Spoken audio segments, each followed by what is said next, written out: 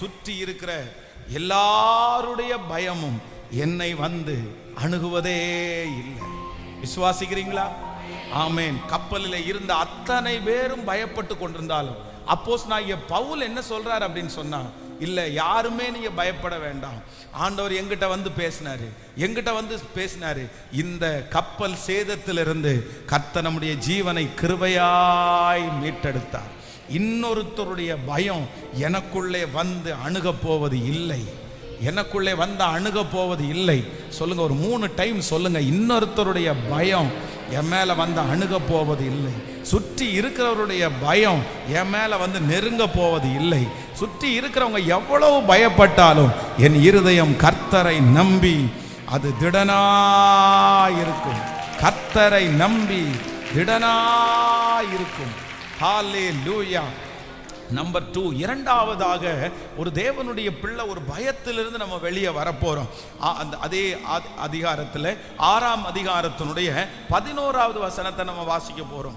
6ஆம் அதிகாரம் 11வது வசனத்தை வாசிக்கலாம். அதற்கு பின்பு கர்த்தருடைய தூதனானவர் வந்து அபிகேஸ்ரியனாகிய யோகாசின் ஊரானாகிய ஓப்ராவில் இருக்கும் ஒரு கர்வாலி மரத்தின் கீழ் உட்கார்ந்தார்.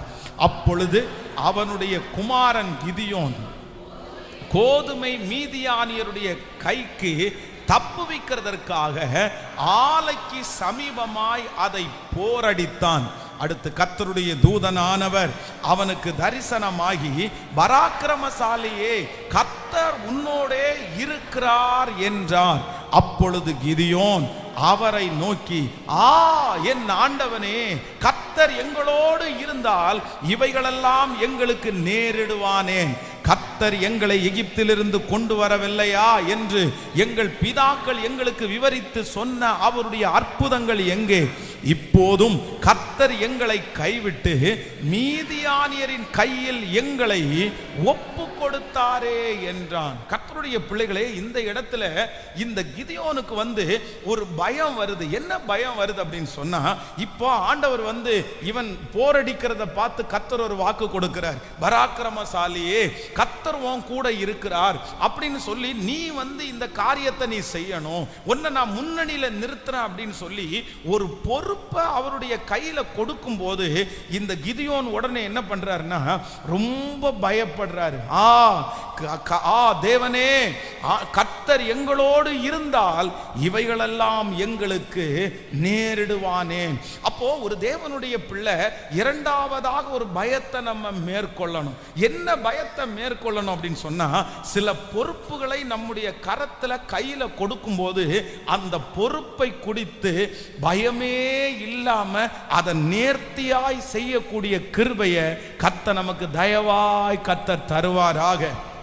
ஆமென்.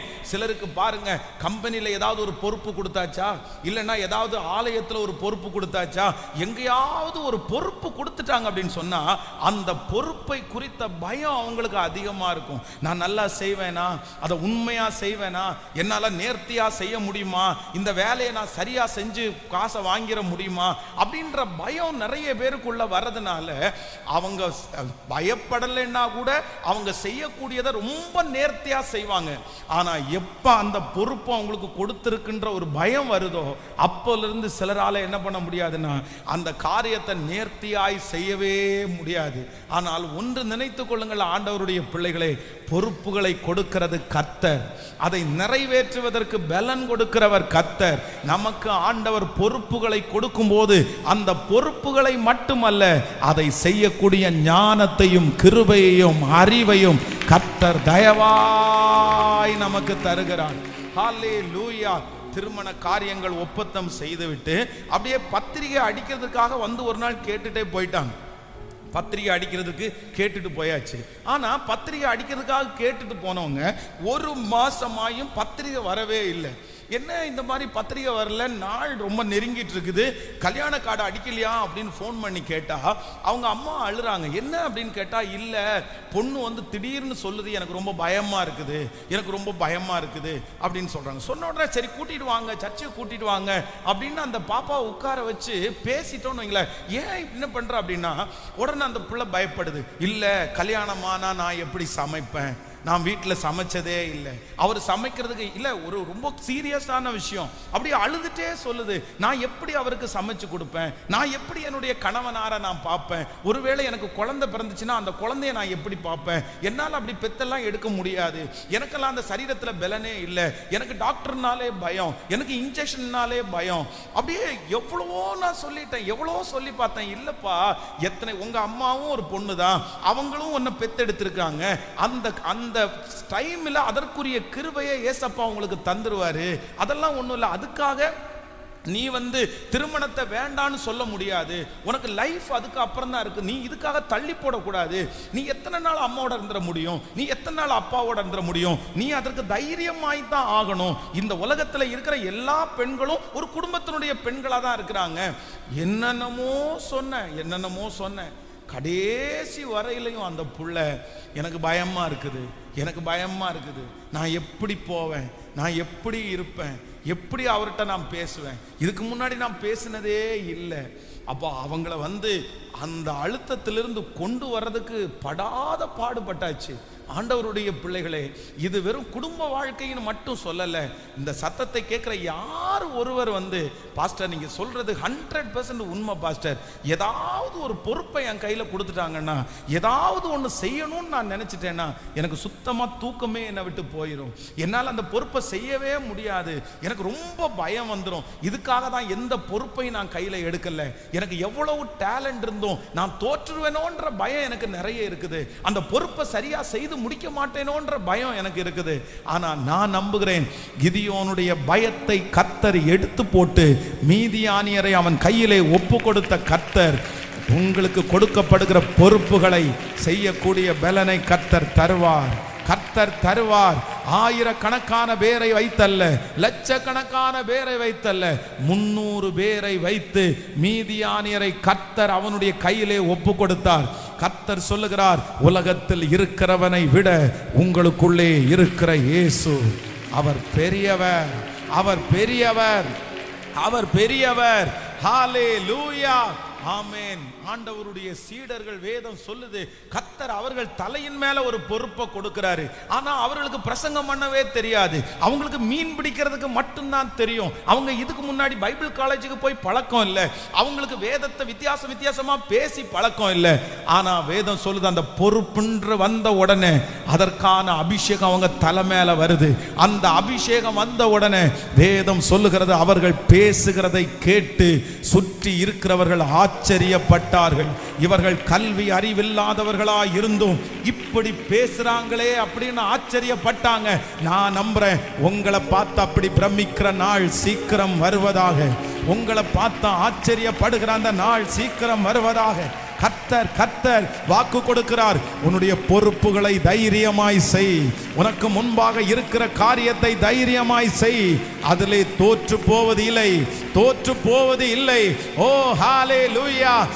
பெரிய காரியத்தை கொண்டு செய்கிறதை கர்த்தர் உங்களை கொண்டு ரொம்ப சிம்பிளா, ஓ குட்டியா இருக்கிற, ஆமென், சின்னதா இருக்கிற உங்களை கொண்டும் என்னை கொண்டும் கர்த்தர் செய்கிறதற்கு கர்த்தர் வல்லவராய் இருக்கிறார். ஆமென் சொல்லுங்கள்.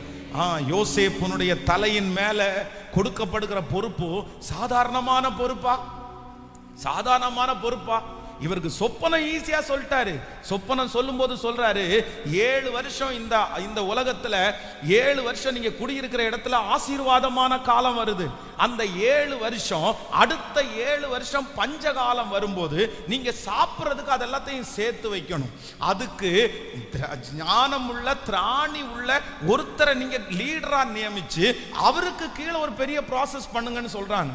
அப்போ ராஜா என்ன சொல்றாரு அப்படின்னு சொன்னா, எந்த ஒன்ன மாதிரி ஞானம் உள்ளவங்க வேற யாருமே இல்ல.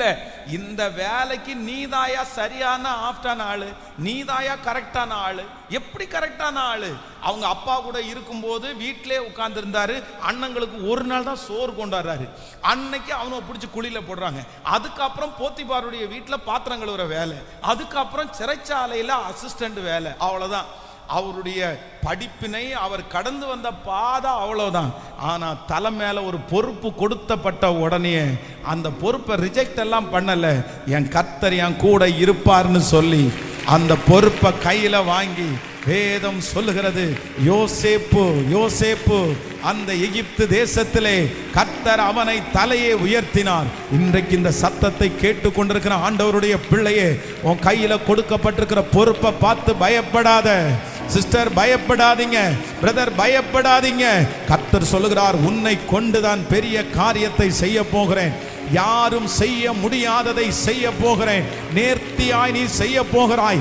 இந்த பொறுப்பு உன் கையிலே வந்ததற்கு பிறகு கர்த்தர் உன்னை பல மடங்கு உன் தகப்பனை விட, உங்கள் தகப்பனை விட, முன்னோர்களை விட, திறமசாலிகளை விட கர்த்தர் வாக்கு கொடுக்கிறார். நான் உன்னை கொண்டு செய்யும் காரியங்கள் பயங்கரமாயிருக்கும். நம்புறவங்க கரங்களை தட்டி ஹல்லேலூயா, ஆமென். அசைவாடுகிறவர், ஆளுகை செய்கிறவர், எனக்கு கிருபையை தருகிறவர். கரங்களை தட்டி அந்த வார்த்தையை சொல்லி ஆமென்.